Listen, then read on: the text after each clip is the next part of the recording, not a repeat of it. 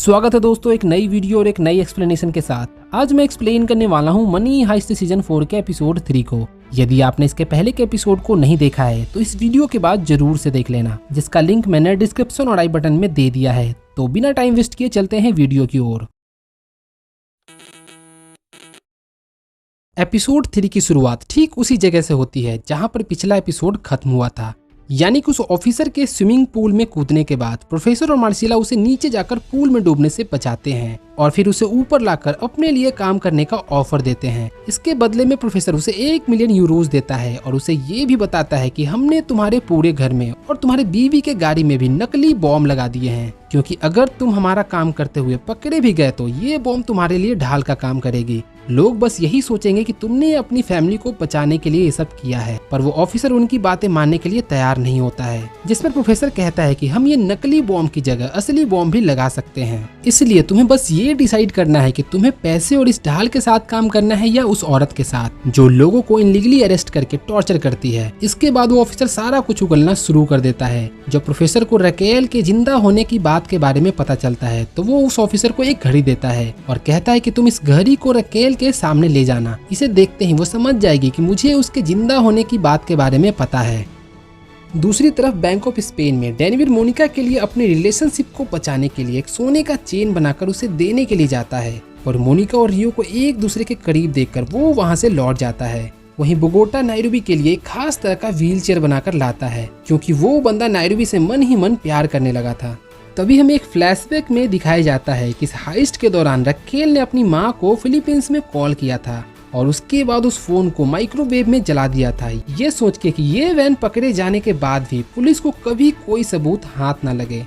पर इधर रकेल से पूछताछ करने के दौरान एलिसिया को शक उसी वैन पर जाता है जो कि उन्हें प्रोफेसर और रकेल का पीछा करने के दौरान उसी जंगल में मिला था। वो रकेल से कहती है कि मुझे उस वैन में कोई ऐसा सबूत जरूर मिलेगा जिसके जरिए मैं तुम्हारी बूढ़ी माँ और बेटी तक पहुँच सकूं।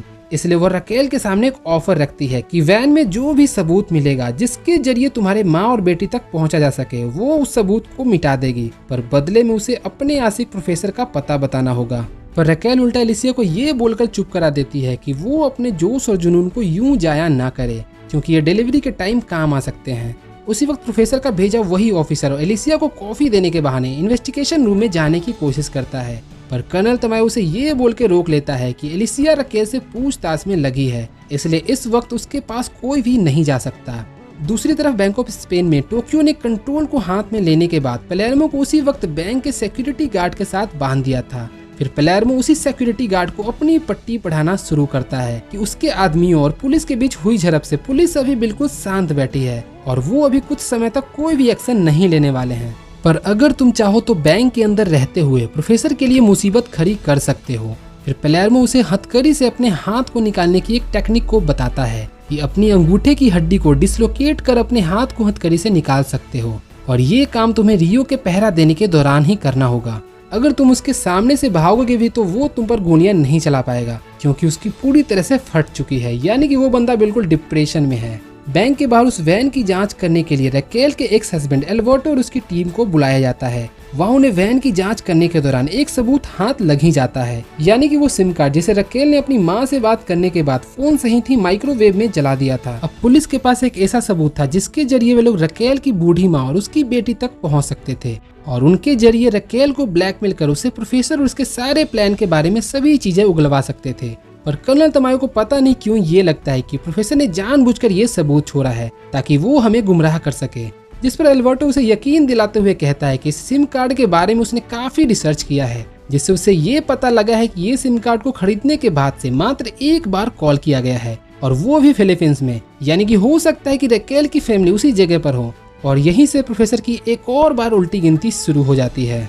ये न्यूज सुनने के बाद एलिसिया भागते हुए रकेल के पास जाती है और उसे बड़े ही एटीट्यूड के साथ वो सिम कार्ड दिखाते हुए कहती है कि जैसा कि मैंने कहा था कि मैं तुम्हारे माँ और बेटी के बारे में जल्द ही पता लगा लूंगी, और वो घड़ी अब आ चुकी है। ये सारी बातें वो पुलिस ऑफिसर भी सुन लेता है और वो बाहर जाकर एक टेलीफोन बूथ से प्रोफेसर को कॉल कर सारी बातें बताता है। फिर प्रोफेसर उसे कहता है कि अब तुम्हें किसी भी कीमत पर रकेल के पास जाना होगा और उसे वो घड़ी दिखानी होगी।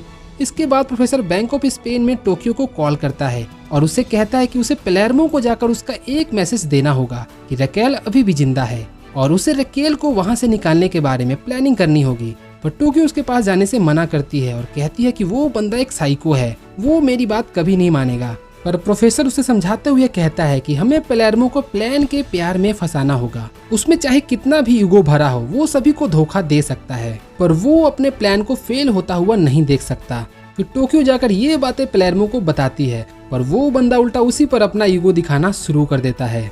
इधर टेंट के अंदर एलिसिया दोबारा से रकेल को इमोशनली ब्लैकमेल करना शुरू कर देती है, पर इस बार उसे पता था कि इस ब्लैकमेल से उसे कामयाबी जरूर मिलेगी, क्योंकि उसके पास अच्छा सबूत जो हाथ लग गया था। वो रकेल के सामने एक नया ऑफर रखती है कि अगर तुमने हमें प्रोफेसर और उसके प्लान के बारे में बता दिया तो हम तुम्हें आजाद कर देंगे, क्योंकि तुम ऑफिशियली अरेस्ट नहीं हुई थी, यानी कि तुम्हारे अरेस्ट के बारे में हमारे सिवा किसी और को पता नहीं है। और फिर एलिसिया रकेल को अपनी माँ के पास फोन करके उन्हें एक सेफ प्लेस पे भेजने के लिए कहती है, ताकि पुलिस कभी भी उनके पीछे न जा सके।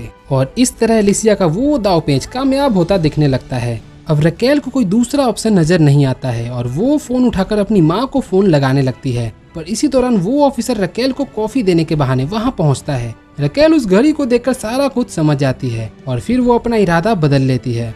दूसरी तरफ टोक्यो और डेनिवर बहुत समय से रियो और मोनिका को एक साथ देख रहे थे। उन्हें लगने लगा था कि वो दोनों एक दूसरे के साथ फ्लर्ट कर रहे हैं। इन सभी चीजों पर पलेर्मो की नजर होती है। फिर वो सिक्योरिटी गार्ड को दोबारा उकसाने की कोशिश करता है कि इस समय सिर्फ रियो पहरेदारी पर है और यहाँ से भागने के लिए बहुत अच्छा समय हो सकता है। पलेर्मो के बताए उस टेक्निक के अनुसार वो सिक्योरिटी गार्ड अपने हाथ को हथकड़ी से निकाल लेता है और वहाँ से भागने लगता है।